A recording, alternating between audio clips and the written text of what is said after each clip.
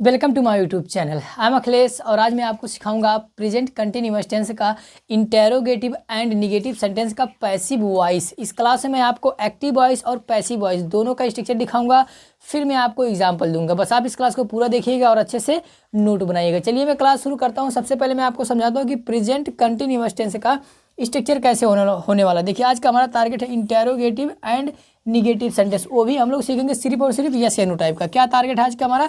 Yes या no type का interrogative and negative sentence का पैसिव सीखना आज का हमारा टारगेट ये है, ठीक है।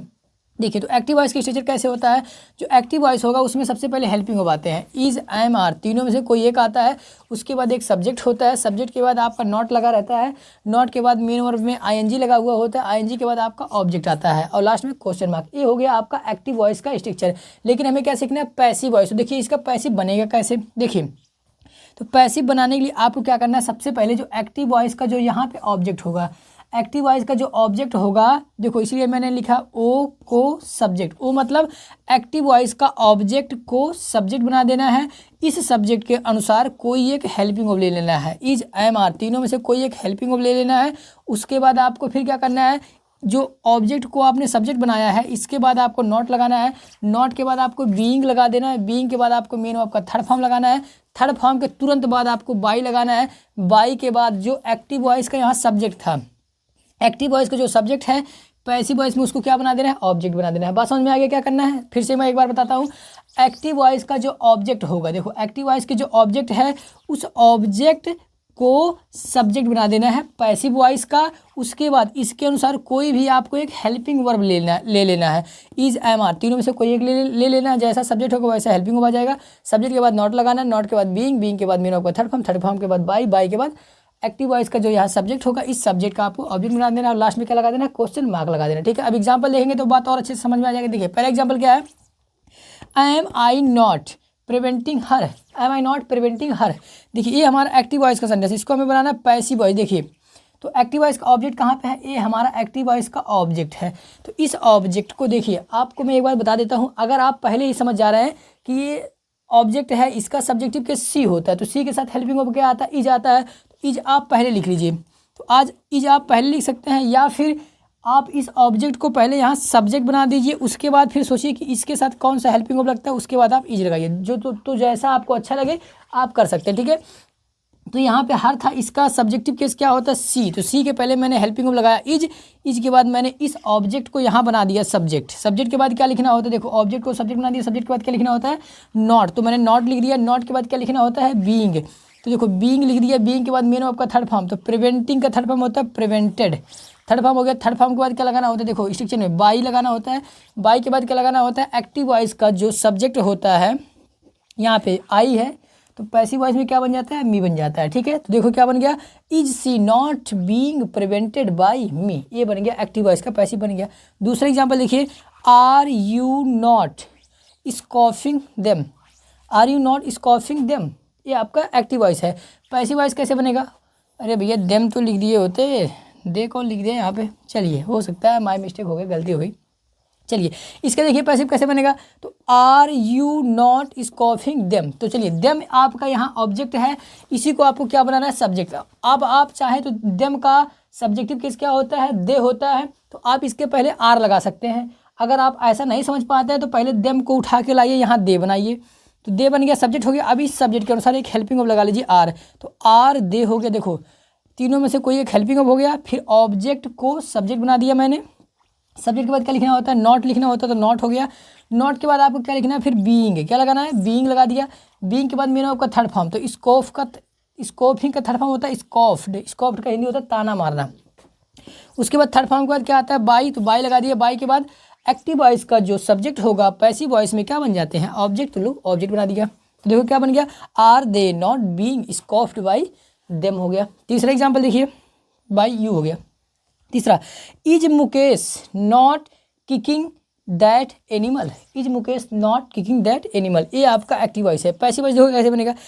ऑब्जेक्ट पहचानो कहाँ है? तो एनिमल आपका ऑब्जेक्ट नहीं है बेटा, आपका है दैट एनिमल, यहाँ से आपका ऑब्जेक्ट है इतना बड़ा, दैट एनिमल ये आपका ऑब्जेक्ट है, ठीक है। तो इसको आपको सब्जेक्ट बनाना है। तो देखिए सिंगुलर है, that animal is singular subject, तो इसलिए इसके पहले हेल्पिंग वर्ब क्या आएगा? इज। तो देखो इज दैट एनिमल, ये मैंने बना दिया, उस ऑब्जेक्ट को यहाँ पे मैंने बना दिया सब्जेक्ट बना दिया। तो जो सब्जेक्ट बन गया, सब्जेक्ट के बाद क्या लगाना होता है, देखो सब्जेक्ट, ऑब्जेक्ट को सब्जेक्ट बनाने के बाद नॉट, तो नॉट हो गया। नॉट के बाद क्या लगता है, बीइंग लगता है। बीइंग के बाद क्या लगता है, मेन ऑफ का थर्ड फॉर्म, तो किक्ड हो गया। किक्ड के बाद क्या लगेगा, बाई, तो बाई हो गया। अब एक्टिव वॉइस का सब्जेक्ट क्या है, मुकेश सब्जेक्ट था, तो पैसिव वॉइस में क्या बन जाएगा, मुकेश का क्या, मुकेश कुमार ही बन जाएगा, नहीं मुकेश का मुकेश ही होगा। ठीक है, चलो मैंने आपको बना के दिखाया 3 एग्जाम्पल। अभी मैं आपको और एग्जाम्पल दिखाता हूँ। फिलहाल मैं साइड हो गया हूँ ताकि आप वीडियो को पॉज करके एक्टिव वॉइस का स्ट्रक्चर और पैसिव वॉइस का स्ट्रक्चर नोट कर लीजिए, और 1 और 2 और 3 तीनों एग्जाम्पल नोट कर लीजिए। ठीक है, चलिए हो गया। अब मैं कुछ सेंटेंसेस जो मैं बोर्ड पे लिखूंगा, कुछ और मैं आपको एग्जाम्पल दिखाऊंगा। उस एग्जाम्पल को आपको क्या करना है, सबसे पहले आपको खुद उसका पैसिव बनाना है। वीडियो को रोक कर उसका पैसिव खुद बनाना है, क्योंकि ये लाइव क्लास है नहीं कि मैं आपका कॉपी चेक कर पाऊँ, तो इसलिए आपको पहले खुद से उसका पैसिव बनाने का प्रयास करना है। उसके बाद जैसा भी आप बनाए होंगे, फिर जो मैं बनाऊंगा फिर आप मैच करिएगा कि आपने सही बनाया था या गलत बनाया था। ठीक है, चलिए पहला सेंटेंस मैंने कहा, is he not writing a book.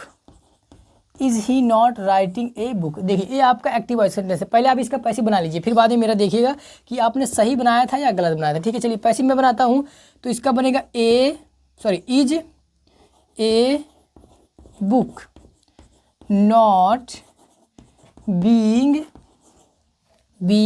के बाद थर्ड फॉर्म, राइट का third form written by him.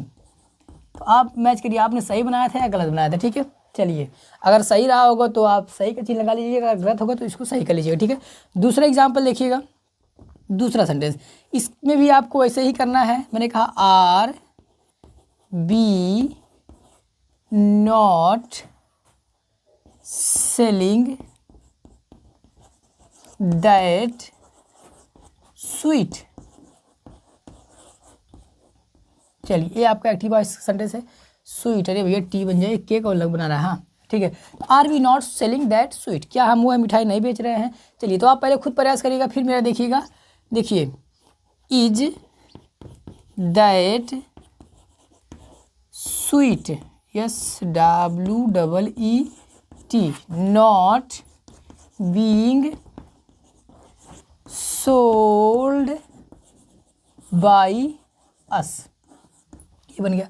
आपका सही था या गलत बताइएगा मुझे कमेंट में। तीसरा सेंटेंस, ठीक है, तो आप अगर इस तरह से कर रहे हैं कि आप पहले मेरा देख के बना रहे हैं, अगर सही हो रहा है तो बहुत अच्छी बात है, अगर गलत हो रहा है तो दोबारा आपको सीखने का मौका मिल जा रहा है। ठीक है, तो इस तरह से आप करेंगे तो बहुत बेहतर होगा। तीसरा एग्जाम्पल देखिए, मैंने कहा आई नॉट हेल्पिंग देम।